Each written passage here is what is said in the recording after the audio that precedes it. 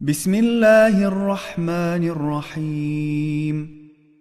يا أقرب من كل قريب، يا أحب من كل حبيب، يا أعظم من كل عظيم، يا أعز من كل عزيز، يا أقوى من كل قوي، يا أغنى من كل غني، يا أجود من كل جواد، يا أرأف من كل رؤوف، يا أرحم من كل رحيم، يا أجل من كل جليل.